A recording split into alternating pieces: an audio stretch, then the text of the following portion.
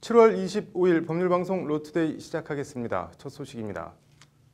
재판거래 사법행정권 남용 의혹을 수사 중인 검찰이 양승태 전 대법원장과 박병대 전 대법관 등 관련자들에 대해 청구한 압수수색 영장이 법원에서 오늘 새벽 또 무더기로 기각됐습니다.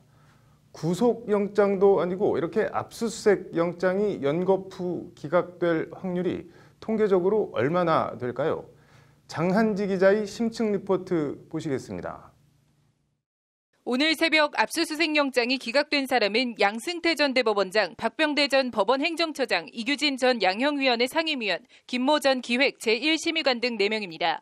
앞서 법원은 지난 21일에도 이들 4명에 대한 검찰영장을 모두 기각한 바 있습니다. 검찰은 이에 유일하게 영장이 발부된 임종헌 전 법원행정처 차장의 사무실을 압수수색해 USB 등을 확보, 영장을 보강해 청구했지만 또 우수수 무더기로 기각된 겁니다. 법원은 일단 양 전 대법원장과 박 전 처장에 대해선 범죄 소명이 부족하다는 이유로 이규진 전 상임위원과 김 전 심의관에 대해선 지난번 영장 기각 때와 사정 변경이 없다는 사유로 영장을 기각했습니다. 임종헌 전 차장을 실무 총책임자로 양승태 전 대법원장과 박병대 전 법원행정처장은 보고나 지시자, 이규진 전 상임위원이나 김 전 심의관은 실행자라는 게 검찰의 판단입니다. 검찰 입장에선 그런 관련자들에 대한 수사의 시작이자 기초라 할 수 있는 압수수색 영장이 법원에서 기각된 겁니다. 검찰은 영장을 다시 청구하면서 범죄 혐의를 다수 추가했고 임 전 차장 USB에서 나온 원장, 처장 보고자료 등 수천 건의 파일을 다수 보강했다며 영장 기각에 격앙된 반응을 보였습니다. 압수수색 영장이라든지 통신영장 같은 것은 기각률이 많지가 않아요. 수사상 필요하다면 발부되는 경우가 많은데 실제 압수수색 영장 기각률을 확인해봤습니다. 대법원 사법연감에 따르면 지난 2016년 검찰의 압수수색 영장 청구한 건수는 총 18만여 건입니다.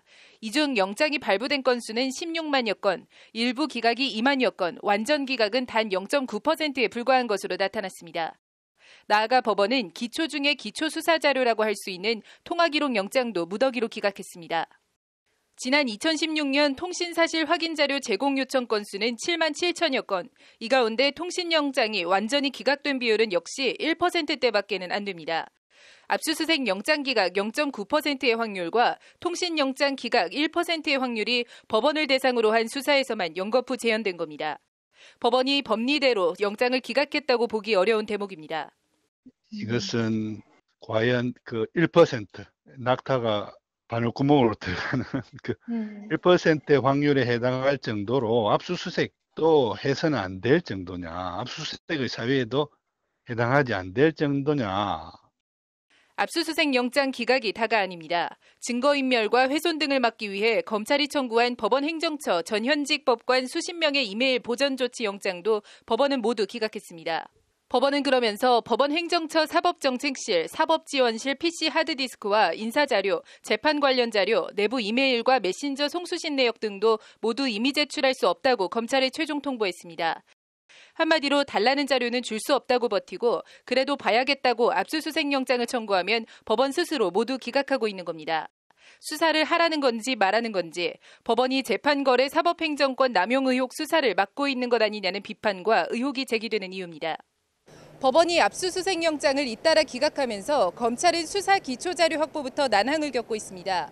검찰이 어떤 수로 돌파구를 찾아낼 수 있을지 주목됩니다. 법률방송 장한지입니다.